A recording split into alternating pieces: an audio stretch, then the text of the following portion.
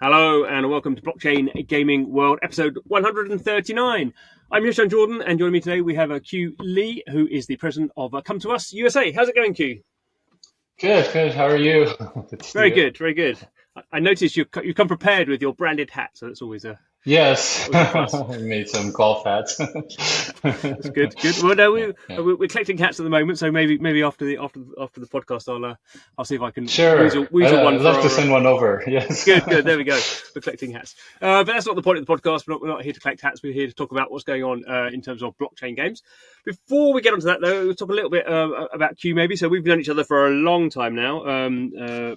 Getting on for a decade, I think, back when we were in mobile games, and we both end up in blockchain. So it's sort of interesting. But can you give us a bit of a potty history about what you've been up to in the game space? Yes. For me, straight out of college, Gameville, which is now Com2uS, was the first company that I joined. We were just a group of young entrepreneurs trying to do new things in the gaming space. Mobile was it was I think we were one of the first mobile game companies in the world. We come to us, which we acquired, started mobile business in 1998. I started in 2000, so one of the founders of the company Gameville. So we've been in the gaming industry for the past 20, 30 years. We're still fairly new to the blockchain industry, Hmm. um, but one of the things that I do want to mention is the blockchain industry right now. It really reminds me of the early days of mobile, Yeah. where everything was chaotic. The user experience wasn't great. Lots of potential. Hmm. Yes, but a lot of things that we actually had to build out so we had to wait like 8 years until the App Store came around, and Yeah. so it takes a long-term preparation and building. But I think with the amount of capital that's coming in to the blockchain space, I expect it to move at a much more faster pace. Hmm. I remember vividly back in the day when we first met up. I've told this story told you the story many times, but where you guys before the App Store allowed in-app purchases, and you guys were basically running free-to-play mobile games with in-app purchases, and you were having to remove all the in-app purchase stuff to release them on the Yes, on yes, the Apple good Store. memory. It just seems so weird that, and I guess that was how advanced the Korean mobile space was. Anyway, we're not talking about mobile games today per se. We're talking about blockchain. And I guess you touched on it a little bit there that the sort of how Com2uS sort of has got into blockchain over the last kind of 18 months or so, and I guess it's more interesting, I think, from outsiders looking into the Korean market, because it's not just Com2uS as one of the bigger sort of mobile games companies in South Korea, but pretty much the entire Korean industry. I think probably there are some exceptions, but very few exceptions. Basically, really kind of I don't quite know from the inside how whether you sort of all really understood blockchain or all thought this blockchain's the way ahead, or but it was Mm. quite interesting how all these companies and really still we're seeing sort of Japan, I think, catching up a little bit, but the West and sort of Europe really not interested at all in blockchain. So, do you think? Well, was there any sort of obvious reason why Korean game companies really just thought blockchain is going to be something that's going to be big, and we need to be sort of setting the scene now? Mm. Because I think at that Mm. time other people were obviously interested, but they just didn't make the decision. Then they decided we're not doing it at the moment, and the Mhm. Korean companies sort of Mhm. made the decision and just got on with it, started doing it, which is sort of quite interesting. Yeah, so I think like Koreans in general, we're very early adopters, even as Mm, consumers, and I think the huge amount of consumer interest also um, led led into the developers getting early into the space too. If you look at the amount of crypto transactions that are happening outside of within South Korea, mm, I'd say it's probably one of the top countries in the world. And I think also like I think Korea has a lot of good development talent, not only on the client side but also on the back end side. Um, so if you look at all of the developers, like it would be weird if a backend engineer didn't say blockchain is interesting. Yeah, So this yeah, is all that we were dreaming about, and it definitely sparked a lot of interest. But I think most of the companies were waiting to for the right moment to come in. You don't want to go get into the industry too mm, early, and you don't want to get into it too late. yeah, But in general, I think uh, a little bit early is how we prefer to do things. At yeah, Com2uS, I can't speak on behalf of all of the other companies, but that's one of the reasons for mobile we got in maybe too early, mm, but because we were early, we were able to carve out a position within the mobile gaming industry because we were early in the free to play space and we were dabbling around with it. I think compared to the Western competitors out there, we were able to position ourselves and have a good title like Summoner's War early yeah, in the market. And so it's basically the same approach. We've seen a lot of market cycles happen, and definitely we defined blockchain as one of the bigger market cycles that's going to happen in the mm, future. If you probably this for the same reason why you're covering blockchain, you see many market cycles too.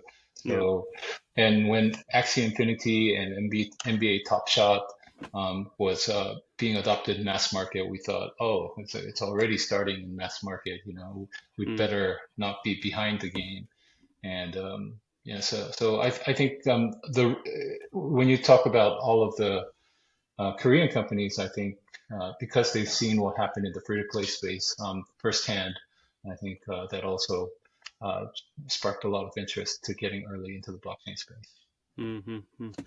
Yeah. No, I think it is interesting that there clearly are. You can be quite don't want to be overly descriptive, but clearly there sort of are sort of different regions of the world that sort of view games through slightly different lenses, and sort of just developers sort of want to work on certain different things. I think clearly Korea was sort of the starting point of free to play, really, wasn't it? 20 years ago. So that's sort of I think the Korean industry always looked at games through a different lens to say, maybe sort of North American game developers who probably always looked at it, even though they're not making big sort of premium games anymore. They're still sort of the lens that they tend to look at stuff through. Is that sort of we're doing a big PC console game, and I think it's sort of different. So that makes sense. And I guess the other interesting thing is because the big Korean companies, I think when a few of them said we're doing blockchain, then sort of almost it became you'd be the odd one out if you didn't say it. So it's almost like consensus in the other way. Whereas in the West, if you said we're doing like Ubisoft said we're doing blockchain, everyone pointed at them and said, "Oh, look at you, silly people doing blockchain," and no one else. I do Yeah, have to agree to that, yeah, because Korea has so many unicorn gaming companies, and yeah, they're all publicly listed companies yes, too. yeah, And when two public companies, like when one public company goes, uh, um, talks about blockchain, they might think, oh, that's an outlier. But when mm, two or three start talking about it, then you get questioned. What are you doing in the blockchain space? yeah, When your competitors are already deep in there, what are you doing? So yeah. I definitely feel like um, pretty much all of the executives within the Korean gaming industry Mm, were forced to think about blockchain yeah, yeah, a lot yeah. too. So And I guess one of the other interesting things, and I guess this was because maybe sort of Korean companies just said we're going to start experimenting with this now. How are we going to do about it? How are we going to? What's the easiest way of doing that? Or what's the sort of the how can we sort of get this stuff to market as quickly as possible? It's not just come2uS, but a lot of Korean companies basically just said, there's tons of games being developed, sort of PC and free to play mobile stuff that those companies are doing, and I think come2uS is a good example where basically just with a lot of those games, you just sort of said, well, we're going to put some blockchain in there and just sort of see how it works. So I think other people maybe took a step back and said, right, we're going to develop a game from scratch for blockchain, and it's going to come out in 3 years' time. And I think Korean companies just said, well, we'll just add some stuff in now, which is, I guess, what we'll go on to talk about. Because how many games have you launched now? You've launched a few. up to this point, I think. Yeah. So we've launched already 8 games Yeah. on our mainnet. But as you mentioned, so game creating a good game, we could have moved into the blockchain space really quickly with our original game. Mm. But would the game be fun? It wouldn't Yeah. be fun if you only developed the game for a year. So, Yeah. and Exactly. if we needed mass market education, definitely the first focus should be if the game is fun. So naturally, it would have to be the same experience as developing any Web2 game. So Mm. our approach was let's take all of our Web2 games that were in production, slightly pivot it or add game mechanics into it and turn it into a Web3 game. Mm. And one of the reasons why we decided to go all in into Web3 is it's really hard to send a when you're running um, a lot of different teams within your company, it's really hard to say you guys focus on Web3 and you guys focus on Web2 because then they'll be like, can I be on the Web2 side? Can I be on the Yeah. Yeah. like they'll and like innovator's dilemma, Mm. um, the reason if you don't self-disrupt yourself, you really can't change your company. So Yeah. we chose to put a strong message into our team that whatever game that you're developing on, you have to implement Web3. And this is going to be a long-term approach to educate our users. Mm. Um, and it's not going to happen overnight, but just put a small portion. Let's just create a small portion within your game that's Mm. Web3 so that the users can learn about it, get used to it, and over time maybe we'll grow that portion out. Over time, when we launch newer titles, we'll Mm. start at a much more aggressive point. But in the we had to send out a message internally to all of our development teams that Web3 is the future Mm. and you have to implement it. Of course, there's also resistance within our teams. Of course, there are also Mm. resistance with our users. But this is a beginning, like imagine you were an online PC gaming company back in the days and you said, uh, you have to do mobile. It's the same thing. They Mm. would have said, "Oh, why do I have to do mobile?" The developers would resist. The users would also complain, "Why am I playing on this Mm. device?" But that's how innovation happens, and I think we wanted to make a strong message to our internal development team that we're going all in into Mm. Web3, and our users may go through some inconvenience in the beginning, but our eventual goal is to bring something amazing to you that Mm. will completely change the landscape. But what is quite interesting for the games that have at least come out so far is actually you have to work quite hard to sort of get the Web3 thing, isn't it? I mean, you do actually have to sort of Yeah. play. You don't just sort of rock in and go, all right, I'm going to buy some NFTs and I'm going to have this super powered character, Yeah. and you actually have to play the game, often to quite a high level. Yeah. Yeah. So Well, we tried that too, yeah. but we also, everybody industry noticed that, so Mm. um, if you if you let the users go into Web3 immediately, Yeah. then there's going to be gamers, but there's also going to be uh, Yeah. traders who will try to extract from your system, which aren't gamers. So Mm. when we have to make sure that these users are contributing to the ecosystem so that they Yeah. can also extract from the ecosystem. Mm. We can't print money out of air. No. No. No. Nobody can No. print money out of air. It has to be a sustainable Mm. economy that you're building. And Yeah. in order to be a sustainable economy, there has to be contributors Yeah. so that there can be also benefiters. Um, so it was simple as that. Like if last year was, oh, we saw what play to earn can do. We saw the potential of it, but Mm. we also learned the downside from it. Yeah. So like, but we can't be printing money from air. You can print money from air when the token price keeps on Yeah. increasing. But if it doesn't, then you can't, or if there are enough buyers into the ecosystem, you could do that. But if it's Mm. not, then you have to have it very controlled. So why don't we, so the way that we approached it is why don't we have a very controlled environment where we make Mm. sure that it's a zero-sum game, where Yeah. the players that are contributing that are the players that can extract. Then Mm. it kind of becomes like all of those skills type of games where real Yeah. money gaming in some Yeah. ways when you're only talking about tokens. But if we do it in a Web3 way, then there's a lot of much more flexibility around what type of currencies that you could do, Mm. and of, co- of course we're also bound to a lot of the legal issues around the world. But Mm. we thought that this would be at least a sustainable way to approach it. So that's one way, Mm. by putting a significant play gate and making sure some users are making sure the users are contributors before that they can benefit from it.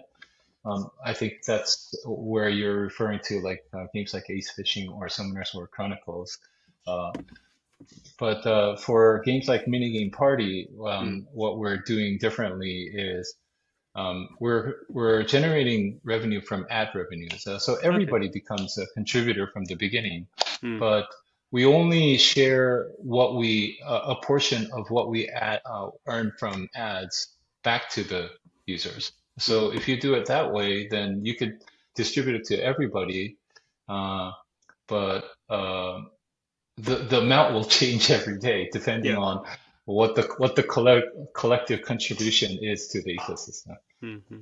Yeah, I mean, I think So yeah. that's the really important thing, isn't it? As you pointed out, you can't in the even over the medium term, you can't create value from thin air. So that, blockchain works really well when there is a sort of sustainable and hopefully growing economy that people are Mhm. you know playing and spending money because they like the game, and then some of that or a portion of that can be then sort of redistributed in certain ways. That's sort of the game design sort of aspect. But if there's no one putting money in the first place or creating sort of value, then the tokens Yeah. clearly Oh, yeah. they can't have any value. So I think that's the clear sort of Right. learning from of the last sort of year or so, isn't it? Right. Yeah. And just like when we were first doing free to play, like a lot of people, we did a lot of different type of experiments on free to Mm. play. Which one? Where's I think free to play is even still evolving. Yeah. And every game designer has a different take on that. Every business model designer has a different Mm. take on it. But I think we're going to go through a lot of that collective iterations. We're going to do a lot of experiments ourselves. We're going to look at our competition and see what they're doing well. Oh, that's smart, and we'll take that idea, and then we'll also Yeah. try to implement it into our gaming systems too. But I think there's going to be a lot of experiments happening, and then Mm. a lot of iterations happening on top of that. So like not only from our company, but from the whole from the whole industry. And I think Axie Infinity, I'm not saying like they did a bad job not creating unsustainable economy. I Mm. think they did a great job, and I Mm. think there was a great amount of learning from there. Yeah. And what what so what we're trying to do is improve on top of that, and suggest a different way of approaching um, uh, play to own economies. Mm. So I think we're learning from every single launch that we're doing, and we'll continue to learn to find the right way to do this. Mm-hmm. So we've been talking actually very generally. We've not got into any specifics at all. So I guess we should spend some time doing specifics.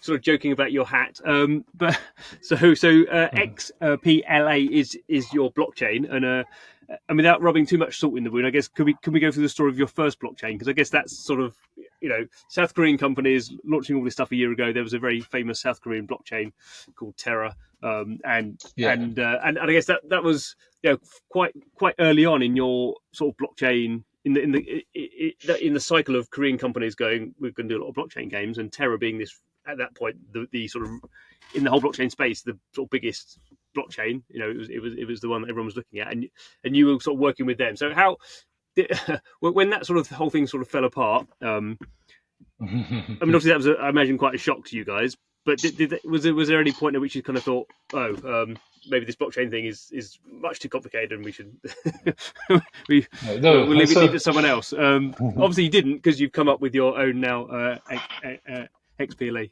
blockchain. But yeah, talk us through that. yeah, so initially, when we thought we should build almost like a layer two Mm, blockchain gaming platform, and focus on just um, building great games, building a gaming focused platform and building great games on top of that was our initial approach. And of course, a lot of our engineers, being based in South Korea, working with Korean um, development teams, was very comfortable. And when we looked at the ecosystems out there, we thought that Terra was a good ecosystem to build on. We love the Cosmos ecosystem. mm, We love the way that we could customize a lot of things and then work on the user experience. And but yes, and after everything fell apart on Terra, I think there was a lot of learnings for us too. We also learned that our company is also a big company. We also have a lot of assets ourselves. We've been running live operations for our games for more than a decade, yeah. uh, and we've so like we were I think we were a little scared at the beginning because this was a completely new world for us, and Mm, uh, but as we got more accustomed to it, as we learned more to it, I think that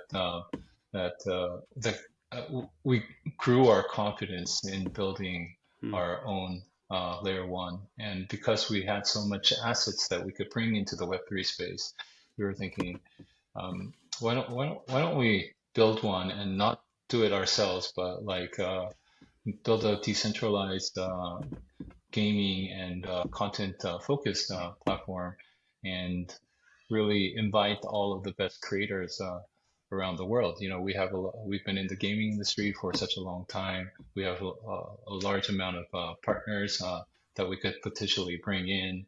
mm, Um, and we thought it would be very different because when we looked at all of the blockchains out there, and when we had a discussion of that with them, we didn't really feel like they understood what gaming was, and um, it felt like they were like more general infrastructures, mm, and nobody was a game creator themselves. So we were thinking, if we, as a creator ourselves, if we build something uh, that's very focused. Right now, it may be really hard to tell the difference, but like mm, if we do this like for 3 to 5 years, let's look at how our chain is gonna look like compared to all of the competition, because we're so focused on gaming and so focused on these content.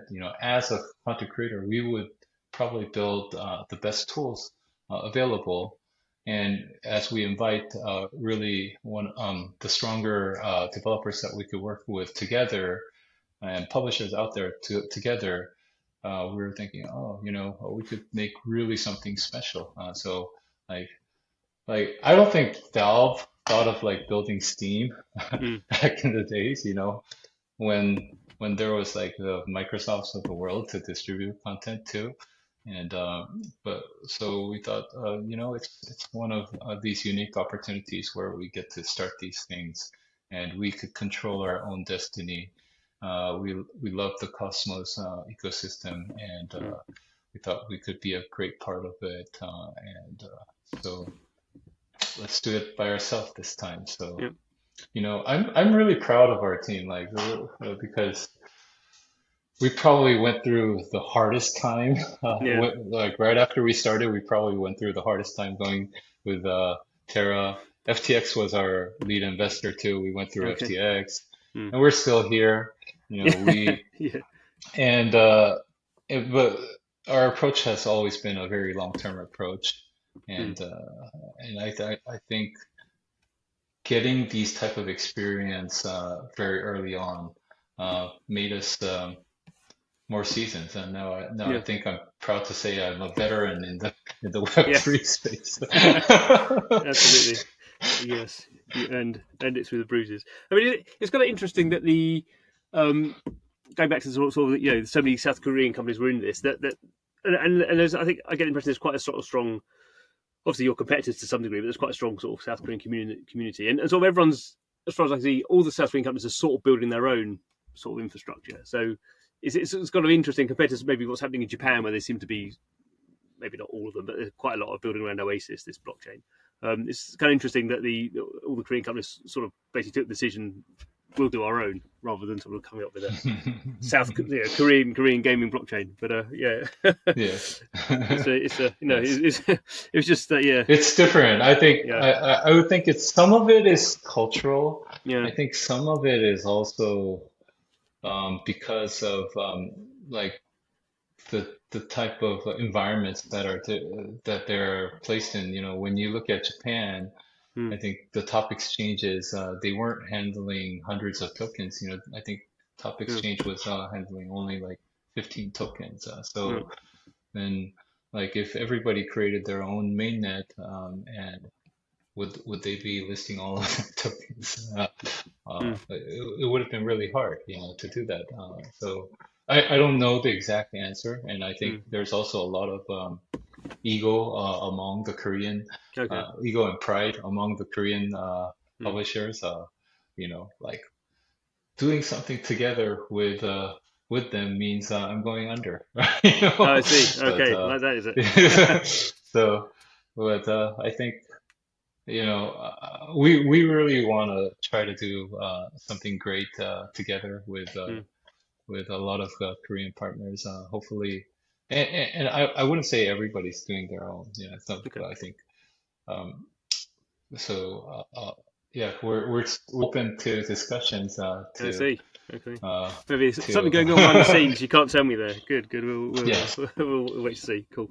And I guess the sort of specific game, the game I wanted to talk about the most, you mentioned a few. So you've had, uh, I guess Ace Fishing has come out fairly recently, and you had this mini game party. Those are both mobile games. I mean, the Ace Fishing is a long term franchise you've been doing of sort of fishing. Yes. Yes. But Yes. some, as I say, but Summoner's War Chronicles is sort of, you know, whether it's Web3 or not, it is Web3. But that's sort of one of your bigger games being released this year, in total, isn't it? So, Yes. um, given that sort of, it doesn't really matter whether it's Web3 or not Web3. Yeah, that's a very high profile game for you. Was there any temptation to go, this one's so big, Summoner's War is this massive multi-billion-dollar franchise? Was there a temptation to say, this one's so big, let's not put Web3 in that one because we don't want to mess around with that? Or as part of being all in, were you always like, yeah, Summoner's War Chronicles, yeah, it's going to have Web3 in there? Yeah, yeah. I would be lying if there wasn't resistance Yeah. internally, but but and that's why we had to, like, the executive team also had to have a strong stance on that, Mm, to make sure that everybody's aligned. okay. I think we're like, even with these three games, they're all different Mm, in many ways. So like when you say big game, what's the definition of a big game? Like some people might think huge MMORPG games, console like mm, 3D like 100-man development teams, yeah. these could be big games. So that's probably the Summoners War Yeah, Chronicles I mean approach. that's a It's big 3D MMORPG PC it mobile is, game. but mini game party is also a big game. Okay. People, you know, uh, uh, King's game, Candy Crush. Yeah. Do you think that's a big game? It's a big game. It's a huge game, right? It's Oh probably yeah. No. bigger than most of the console games out there. So like, Oh yeah. and Yeah. so mini game party is kind of like that. It's a casual game that anybody can play. Uh, uh, young or old, male or female, Okay. anybody can pick up and play. It's a collection of like 13 different hyper casual games within one, with Mm. a huge RPG backend element to it, and with Web3 on top of it. So Right. on the surface, it looks very friendly to you, but it's a big game too. So Oh, and okay. then yes, and then fishing too. Like these are like games in very certain segments, so like sport, we love sports games Hmm. because they're evergreen titles, they don't like RPG games, or even these casual type of games. A lot of them come and go. They're very trendy, Hmm. and sometimes it doesn't, it's not evergreen, but like just like we've had huge success with ace fishing over the years, Yeah. because it's been like there's a core audience who love fishing, Hmm. Yeah. and and probably we were one of the best fishing games out there for such a long time, and we wanted to um, bring those users also into Web3. We have the best people. A lot of people don't remember that we also have the best selling baseball game on the App Store too. We have Yeah. an 8-year relationship with Major League Baseball. Hmm. That game has been growing every year, and so we love those type of evergreen franchises, and so if you look at it on an annual basis, it's not a big game, but Hmm. if you combine all of the Yeah. revenues over the years, it's Hmm. a big game. It's really a big game. So we're bringing three different types of big games into it. So I wouldn't say like one is more important than the other, but I do kind of wish we kind of spread out the launches, because so that we Yeah. could focus a little bit more. But I Yeah. think we're definitely making sure that we're covering all the different type of audiences out there. Hmm. Hmm. And I guess it's obviously you're sort of slightly over egging the point, which we won't go to. But I guess there is this interesting thing that it could be that what I might like ace fishing, I might call that sort of a niche game. So it's probably you're not going to convert many people to playing that game who don't have some sort of interest in fishing. I mean, it's just not. But who's to say that those that actually may not be a very successful sort of small community who really get into the Web3 aspects of that game. For I don't know how it's been implemented in the game, but you can imagine, for some. So what you're saying about how you're using Web3 is for people who are really interested and engaged and probably spending money in a game. They're the ones who are going to get access to the Web3 stuff. And actually, that sort of it may not be tens of millions of players, but the players who are playing that game, that actually Web3 may work really well for them in a way that Hmm. we don't know yet. I mean, Summoners Wars clearly Yeah, I say big game because it's sort of like a gaming game. yeah, yeah. I think so, and I think like like since I have a golf hat on, like when you're playing golf, of course you could go to the PGA and try to win millions of dollars by Yeah, being a professional game. But I think also at the golf course, what happens is a lot of people just put like small bets, yeah, uh, and that also enhances the fun in a lot of ways. yeah, I think like I don't think a lot of players are just playing play to own games to make money, but yeah, I think it's also because it enhances the excitement of the experiment, like and when did you ever get something back from a gaming company mm, that you poured your heart and soul and all of your money in your wallet into, yeah, yeah, but getting something back, a token of appreciation might be fun, and yeah, maybe that could. So we want to learn how the users respond to the different type of mechanics that we're introducing, and we want to play around with it and collect the feedback and then keep on improving. I think it's a very uh, iterative process that mm, we're just starting to, and so I think it's gonna be a very interesting journey. yeah. Cool.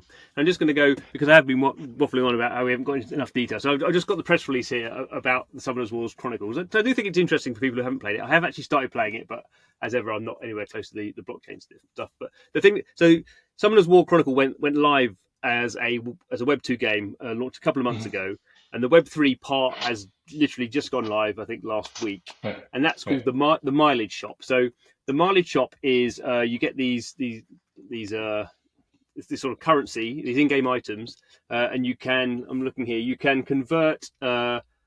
You can convert the free rahil at a rate of 102 for 3 mileage. So mileage is another currency. You can do that 10 times a day. So that's up to 30 mileages a day. And then the mileage can be used for Web 2 stuff like Legendary Scrolls, Blessing Marbles, or it can be used to convert into another currency that then can be used to be converted into XPLA. So that sort of sounds, that is quite complicated, I think, for people who haven't played the game. I think once you play the game, it's sort of, that's just the system, that's how it works. But I think it goes back to your idea of having this stuff has to be play gated, or Yes. and I guess at the moment you have to have quite strong gating around that, because you just don't know what's going to happen, and over time, obviously, that can be flexible Exactly. around that. Yeah, Exactly. I think you hit it correctly. I think like Web3 is such a powerful tool. Like, and they probably add in a game designer's perspective, they added like 10 more levers that you can okay, play yeah, with. And um, if we let the players play with all the 10 more levers, then we don't yeah, know where the economy is going to go. So what we're doing is we're constraining a lot of the different type of variables so that they can only and we're starting to play around with one or two. Once we feel more comfortable with it, then we'll open it up more and more. And I think also it may be really hard for a new user to come in and understand this, but free to play was also very hard in the beginning for new users to come in and understand. I think it has to start with the core user base who is willing to figure out anything that will yeah, help that their zero point 0.1 addition to their stats within the game. So I think that's where we're starting with, and over time, we believe it's going to be much more generally adopted. It's going to be much more accessible to the users. Us as the game publisher, we're going to get more comfortable with it because we understand what the user behaviors are, the players' behaviors are. So yes, I think like for people who are curious, I'd love you to try figuring that part out, and we'll probably have enough material for you to understand it. But it's going to be a slow adoption phase. But we're bringing it into one of the biggest games that we have. So yeah. I think there's a huge upside to what this can bring over time. But at the beginning, we're just yes, we're softly launching it in Yeah, some no, ways. no, it's fascinating. It is quite a. As I say, I've only just sort of started playing it, and it is obviously it's just a very high quality RPG anyway, so without the Web3 stuff. But it is interesting when you hopefully when I get to that stage of sort of Yes, picking apart yes, how those sort of yes, kind of levers are there, because it's yeah. as you say, even just a Web2 free to play game, the economies are incredibly complicated. They have multiple currencies. They have multiple sort of limited time limited things going on all the time. They have, certainly the retailing is incredibly complicated and well thought out. So it's almost like the Web3 stuff is almost just like another upper level, of the stuff that people are doing anyway. The fact it's on a blockchain is to some degree neither here nor there. I mean, obviously, in the big Yeah, scheme of things, yeah. it The is. users, Yeah, the users are these days. The users are game designers. yeah, If you can be smarter than the users, then you're already successful. So, uh, and yeah, I'm sure like after a week or so, there's going to be so many articles within the communities, within the forums, like saying this is the best way to earn yeah. and attack this. So, like guides, numerous guides, no, already starting to Yeah. come out. So, Cool. yeah, it's going to be a fun journey. We're really excited about these launches. Good.